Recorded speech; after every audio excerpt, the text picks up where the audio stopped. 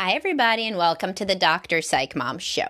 Today, we're going to be talking about a new concept that I flatteringly call the gentleman eunuch, and what that means about how men act and how it goes against what they really want and all sorts of stuff. Before we get into that, please do click on subscribe so that you can access, I think now 81 episodes, most recently about your wife and the kids, and her full potential of giving you love can be assessed by seeing how she loves the children. So moving on, I recently did a post about this, and it's anyone's guess what's going to come out first, that or this, because everything's scheduled out in advance, and I'm not a math wizard. But the gentleman eunuch is the idea, what other people call the nice guy. I don't like calling men a nice guy in a pejorative way because, as I've discussed in previous podcasts and posts and everywhere, women like nice guys when they're actually nice, when they're not just faking nice so that they can get a woman, because that's not nice anymore. So see, the actual nice guy is nice. He's a kind, ethical person. He has traits of agreeableness. Agreeableness is a big 5 personality trait, and it concords with self-reports of happier marriages, because people that can roll with shit and aren't like always nitpicking and demanding and critical are happier people, and they're easier to get along with. So agreeableness doesn't mean being a wimp or a pushover. It's just a guy who is pleasant. You know, like friends that you like they're pleasant. So the nice guy is actually a good thing. But the gentleman eunuch is a guy who masquerades as having no sexuality because he was trained in childhood that women hate sexuality. So usually these guys, in addition to having preoccupied attachment, which you have multiple podcasts that you can reference on men with preoccupied attachment, in addition to that, they also were usually raised in a very sex-negative climate, either a super religious climate or by a mother who hates men and frequently has a good reason. So like a mother who's had a sexual abuse history, or who herself is in an abusive marriage. Women like that, if they've ever had sex used as a weapon against them and they have a son, their primary job, understandably from their perspective, would be training their son not to be a sexual predator.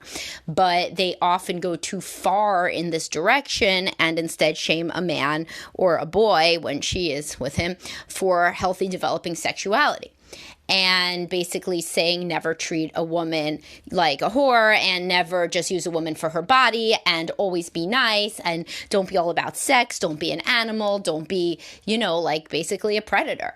And since boys they don't come out of the womb being a predator, this is, especially if it's a sensitive boy, he's going to take this way to heart and start assuming that no woman likes any evidence of sexuality at all. And if he wants to be with a woman, and most men do, most straight men want to be with a woman, then he's going to have to hide any evidence of his sexuality. So that's where the gentleman eunuch idea comes in.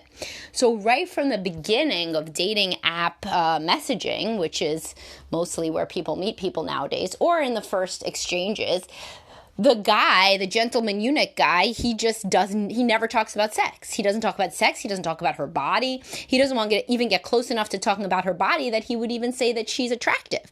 And if he does, he would say something like, oh, I love your blue eyes. But not even, probably. That would even feel a little bit predatory to him and a little bit like he could be perceived as a creep or something bad. And then when the guy gets to the date in person, he also makes sure that he doesn't touch her at all, that he keeps everything really in the realm of friends. And it's not even friends, though. As I talked about in my post, it's like Joe from You. It's like a guy who figures everything out about you from any clues. In a dating profile, there's loads of clues, or from whatever you're wearing or you talk about, or whoever he knows you through. Figures out everything about the woman, asks only about that stuff, makes himself super appealing, he thinks, because he's going to be like everything that she wants. If she likes sports, he likes sports. If she likes music, he likes music and the same kind of music. And sometimes, he may, be a little bit clever or contradictory on certain things and say that he doesn't like some one thing that she likes or something. But generally, he makes himself seem like the super best catch in the world. And even better, he doesn't mention sex ever.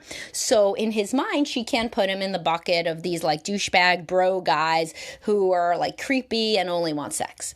And what he in fact is doing, the irony is, of course, those guys who he uses that as a monolith that doesn't exist, but in his mind, he's working counter to like these like asshole guys that only want sex, but he wants sex as much as them. So usually these guys compartmentalize and their sex life is alone using porn. And then with women, they are just this complete chivalrous gentleman that never pushes, never even talks about sex, rarely talks about their body, nothing. Waits as long as they want, stays forever. So, without having sex. So who is going to be attracted to these guys and marry them? Two kinds of women. Either women that don't like sex at all, who are going to be very happy and relieved to finally have met somebody that doesn't want sex. Good, great. And or women who have trauma history and are very scared of sex and have a lot of trust issues. They are also happy to get this off the plate and not have to worry about a man pushing for sex in any way by any evidence of sexuality at all. Or a woman who's not that into you. And really frequently not that into anybody. So an avoidant attachment woman, and you can refer back to the Avoidant Wives podcast, somebody who doesn't really want very much intimacy at all, not sexual, not emotional, nothing. But you are a nice guy. And so you're selling yourself, or quote, nice guy, that's how you come off. So the gentleman eunuch is selling himself as somebody who would be ideal to mate with and raise a family with if that was your only priority. So the woman is like, well, she doesn't articulate this because it's below the level of conscious thought, but I don't personally get a lot out of close relationships in the woman's mind, she's saying. But I do want to raise a family, and it seems like that's what this guy wants too. He's not even pressuring me for sex. He barely seems sexual. So this finally, I meet a guy on the same page as me, right? And we can have like a very kind of profitable union, in terms of being on the same page. And he's real smart. He likes my jokes. I like his jokes. We have the same hobbies, because he created those, or maybe you just happen to. And so this is going to work out. Good thing neither of us is into any of that mushy gushy, sexy stuff of romance, sex, anything. Of course, the gentleman eunuch has this fantasy that after the wedding, or later in life, when he gains his confidence, he starts to develop the fantasy that at some juncture, the couple will come together sexually. And the woman will, now that he's proven himself for so many years to not be in it for sex, now she's going to reward him with sex. But the woman that wants to have sex isn't going to wait that long to have sex. She's going to want to have sex right away. But you are basically editing out finding those women if you do not come forward in the beginning with a sexual persona. So then some guys who are like this will be listening to this and be like, but you can't just say you like a woman's body. You can't just say like you look hot in your pictures, because that's like what a creep would say. And she's just going to block me and think I'm gross. That is not true. I mean, it's just really not true. I've been on dating apps. Like if you are trying to look good in your dating app and you're a person who enjoys sex and is not scared of physicality, you're putting out your best pictures. You want somebody to say, you look hot, you look beautiful.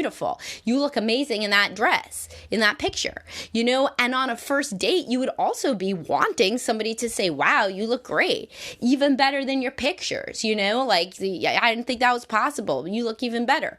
And if you think that sounds like smarmy and crazy and whatever, only say it, of course, if you mean it. But plenty of guys, the tragedy is they'll be totally swept away by a woman's looks and be so attracted to her, but they're trained from their upbringing not to do anything, not to say anything. And of course, there's a sociological component to this as well. The Me Too movement, etc., made every man more trepidatious about expressing any sort of sexual feeling at all. But the victims of that scenario are the men who were barely able to express it in the first place. So the men who are like, true sociopaths and like, go through women, sleeping with them, not giving a shit, being complete, assholes, those men are cut down to size by today's zeitgeist. That's great. But then the guys who could barely get out a compliment and at their, most courageous moment, those guys now are like totally mute.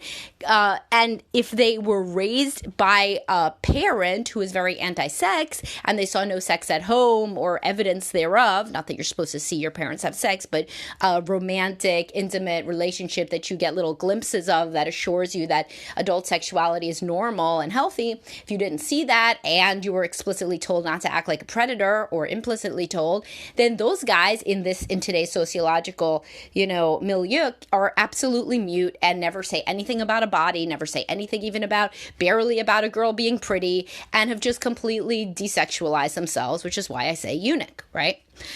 And of course, some of these gentlemen eunuchs are actually like super sexual beings, and their greatest fantasy is to be with a woman who accepts them sexually and has an adventurous and loving, open sex life with them. But they can't get there because they're editing those women out. Those women don't want to get like a message on a dating app that's only about their hobbies.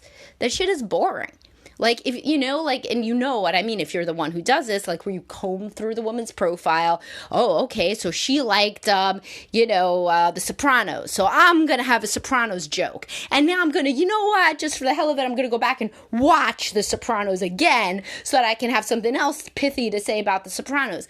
Meanwhile, like, you're like stunned by how beautiful she is in the pictures and you never mention it because you don't want to be that guy. Meanwhile, wouldn't she be attracted to that guy if she's into The Sopranos? But I digress. But so my point is that if you're terrified to say anything or do anything, so like if you're saying, okay, I'm not going to try to kiss a girl on the first date because I don't want her to think I'm an asshole. I don't want her to think I'm just in it for sex.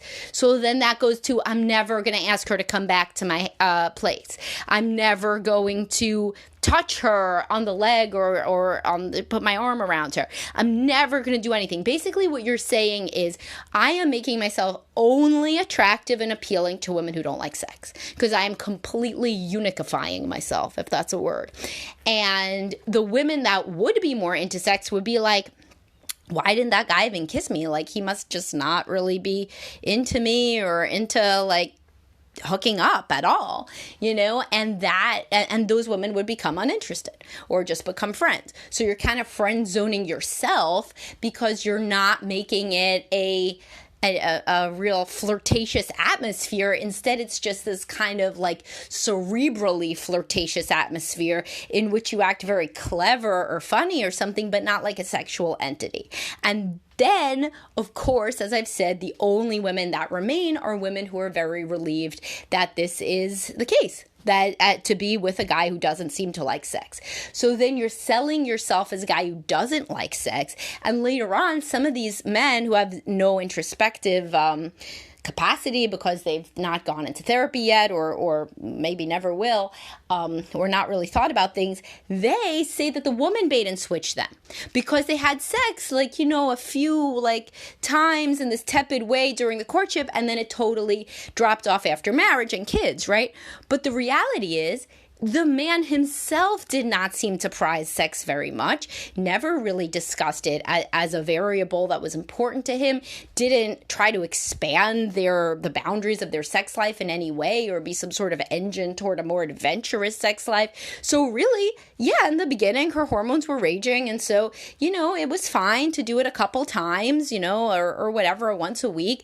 But then when the honeymoon stage went away, she thought that, okay, now we're at what we kind of both signed up for, which is this kind of desexualized union where we are a little daycare, basically, of raising kids and a business of, collaborating on financial matters and whatnot. So it isn't just though, in that case, the woman did not do a bait and switch. The man did a bait and switch by presenting the gentleman eunuch and then later on saying, here I am, some guy who wants to have sex. Did you know that I've always had this interest in BDSM or whatever? And she's like, what? Through our whole courtship, you barely told me I was hot. What? And it's a point. It's really a point. And it's a point that, to their credit, many men who go back through the history of their relationship can recognize. They could be like, wow, I really did not lead with my sexuality. I was trained not to. And you know what? It's kind of no wonder that I ended up with somebody who doesn't like sex. Because I could have told early on. I just didn't have the confidence. I didn't have the self-esteem to think that I could present as a sexual entity and still get the girl. I thought that the only way to get like a high quality woman, or to even get any woman at all, was to present as somebody who would be no bother. And I was trained at home to think that sex bothers women. So I didn't want to be a bother. I didn't want to push. I didn't want to do anything outside her comfort zone. So look, I really made my bed. And it doesn't mean like you have to now lie in it forever at all. But no matter what you want to do with your relationship, as I frequently say, it's so integral to developing empathy and understanding. It's integral to go back and do kind of a post-mortem of the story of how you met and think about how you really sold yourself, not just how they sold themselves. It's so intellectually lazy, really, to blame everything on the partner and not to say, how was I presenting myself early on that was not concordant with how I feel now? And it may not have been your fault. You may have really been a guy with such low self-esteem that thought that if I can get married at all, especially to this attractive woman, I don't give a shit about how much sex we have. Honestly, I don't care. I'll be happy for what I get. And then in your 40s, you have more confidence. You've done better in your career. You've done more reading, more introspection. And you're like, I only get one life. I don't want to live it with somebody who doesn't want to touch me. But that means that you've changed. It's not them, really. It's really sometimes not even them at all. But it's certainly not only them. That's the problem. So if this is the situation. So if this resonates with you, it's something to introspect about, to talk with your therapist about if you have one, and it's a different frame to think, was I so scared of mentioning sex, of kissing a woman, of saying, come back to my place? Like some guys, they're like, is so into being this like gentleman that they'll stop kissing the girl. She'll be kissing them, making out with them, and they'll stop and be like, because in their mind it's some kind of movie thing, some sort of cinematic moment where they're proven to be the prince, the real, true, nice guy. And they'll say, oh, I think we should wait, or something, like, oh, we shouldn't do this yet. This isn't the only reason I like you. Well, man, she didn't think it was till you said it. So there's plenty of men that actually like sabotage their chances with more sexual women because they do things like that. Because if you're a woman with a high sex drive and you're feeling good and you went on a date with a guy and you're making out, and you're like over, you're not like, 17 years old, and you're like, a woman who's been out in the world, and you're making out with some guy and he doesn't try to escalate it, you're going to think, why? Like, why didn't he try to do that? Oh, I know why. He just must not be that into sex. And then the tragedy, the Shakespearean tragedy of this is the dude is so into sex, but he's just thinking that he's never going to get to have sex with you ever unless he acts in this like nice guy trope, this gentleman eunuch now.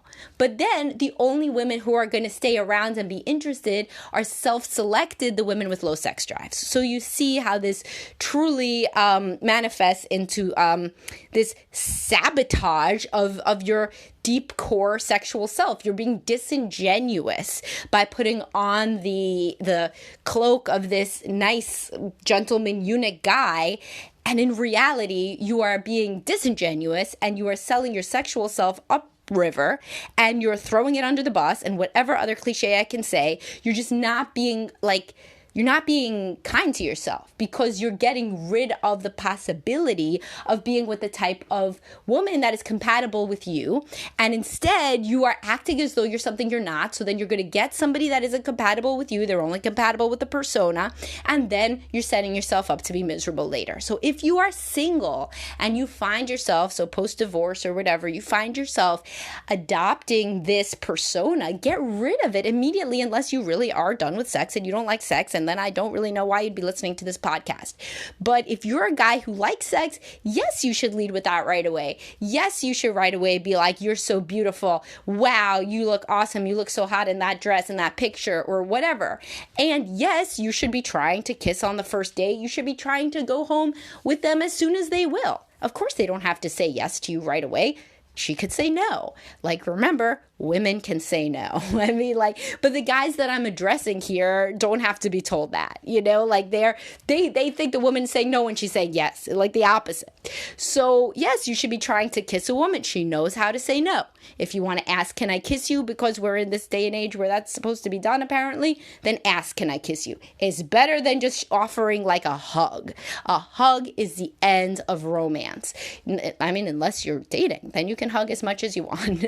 But like, if you're going to hug instead of kiss, or like worse, you're going to like, I don't even know what's worse. Do people shake hands? I mean, that would really be the end of romance. But yes, you should try to kiss. You should try to escalate. You should try to touch. You should make comments that are flattering about the woman's physicality. And if she's turned off by a compliment about her body, then she is not going to be big into physicality. And because her physical body is then something she doesn't want to hear about.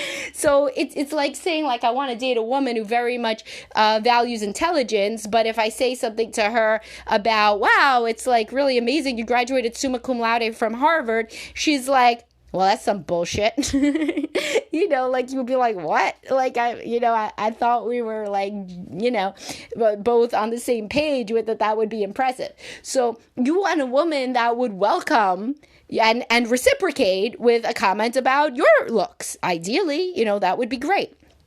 All right. Well, hopefully this was interesting to you guys, and do check out the post. If it's up, I'll link it. And if it's not, just wait for it with bated breath on the Dr. Psych Mom website. And I'll talk to y'all soon. Have a great day.